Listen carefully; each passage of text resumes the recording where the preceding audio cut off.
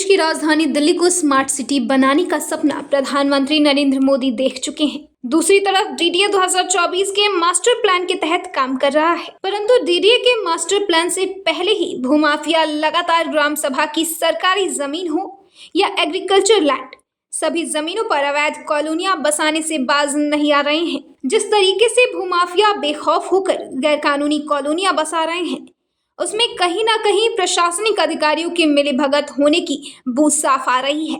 बुराड़ी, कमालपुर, माजरा, waste Kamal Vihar में खाली पड़ी जमीन पर दर्जनों एकड़ जमीन पर अवैध कॉलोनियां बसाई जा रही हैं, जिसमें प्रशासनिक अधिकारी जो चुप्पी साधे बैठे हैं। बुराड़ी का यह इलाका आज कमालपुर, माजरा, वेस्ट कमल विहार के नाम से जाना जाता है। जानकारी के मुताबिक बताया जा रहा है कि भूमाफिया इस इलाके का नाम बदलकर हरित विहार पार्ट 2 रखने की योजना पर काम कर रहे हैं। मतलब साफ है कि सरकारी जमीन, एग्रीकल्चर लैंड और सरकारी योजनाओं का दोहन तो किया ही जा रहा है। साथ ही भूमाफिया अब सरकारी नक्शे के साथ भी छेड़छाड़ कर रहे हैं। इस जगह का नाम बदलकर सरकारी तंत्र को गुमराह कर सीधे साधे लोगों की जिंदगी भर की गाढ़ी कमाई लूटने का जरिया तय कर रहे हैं।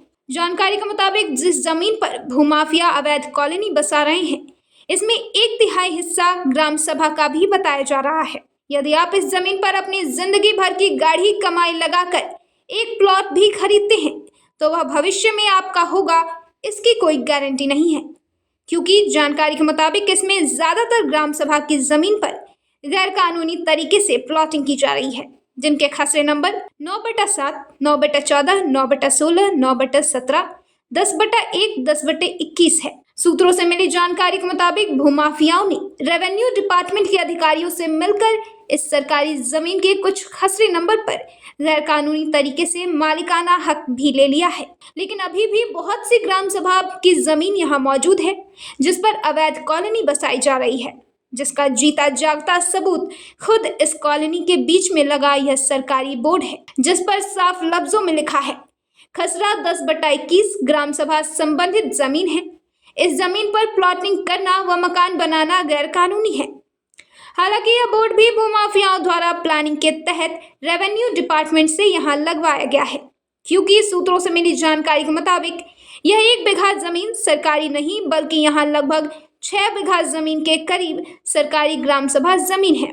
इस पर अतिक्रमण कर अवैध निर्माण लगातार जारी है। फिलहाल बड़ा सवाल खड़ा होता है कि जिस तरीके से अवैध रूप से इस कॉलोनी को बसाया जा रहा है, आखिरकार प्रशासनिक अधिकारी इस पर संज्ञान क्यों नहीं ले रहे हैं। हालांकि स्थानीय विधायक द्वारा पहले कई बार इस जमीन पर ग्राम सभा होने का दावा किया गया, लेकिन ग्राम सभा के दावे के बाद मात्र 1 बीघा ग्राम सभा जमीन पर चेतावनी भरा बोर्ड दिखावे के लिए लगवाया गया। लेकिन जो बाकी बची हुई सरकारी जमीन पर प्रशासनिक अधिकारियों की कार्रवाई न करना कहीं भ्रष्टाचार को बढ़ावा देते हुए साफ नजर आ रहे हैं। मामला सिर्फ ग्राम सभा जमीन से जुड़ा नहीं, बल्कि जहां यह बोर्ड लगाया गया है, उसके चारों तरफ बहुमंजिला इमारतें बन रही हैं, जो कि बिल्कुल गैर कानूनी तरीके से बनाई जा रही हैं, और इस कॉलोनी को बसाने के लिए कोई डीडीए का नक्शा भी पास नहीं किया गया। लेकिन जितने बड़े पैमाने पर इस कॉलोनी को बसाया जा रहा है, इसमें कहीं ना कहीं प्रशासनिक अधिकारियों के साथ साथ पार्टियों के राजनेता भी बिल्डरों के साथ मिलीभगत होने का अंदेशा है। फिलहाल यह जांच का विषय है कि आखिरकार भूमाफिया द्वारा बड़े पैमाने पर अवैध कॉलोनी बसाने के पीछे किस सरकारी तंत्र और राजनेताओं का हाथ है। जिस तरीके से अवैध कॉलोनी को बसाने का काम किया जा रहा है, अब इसे देखकर ऐसा लगता है कि जब तक दिल्ली में डीडीए 2024 मास्टर प्लान पर स्मार्ट सिटी बनने पर काम करेगा, तब तक भूमाफिया राजधानी दिल्ली को स्लम बस्ती बना चुके होंगे और दिल्ली में सरकारी योजना पर काम करने के लिए सरकार के पास कहीं भी 1 एकड़ जमीन का टुकड़ा भी नहीं बचेगा, जिसके बाद बसी हुई कॉलोनी को हटाना सरकार के लिए भी एक बड़ी चुनौती बनता हुआ साफ नजर आएगा, जो कि भविष्य में सरकार के लिए सरकारी योजनाओं में बड़ी अड़चन पैदा करने वाला विषय भी बन सकता है। ब्यूरो रिपोर्ट, गठबंधन समाचार।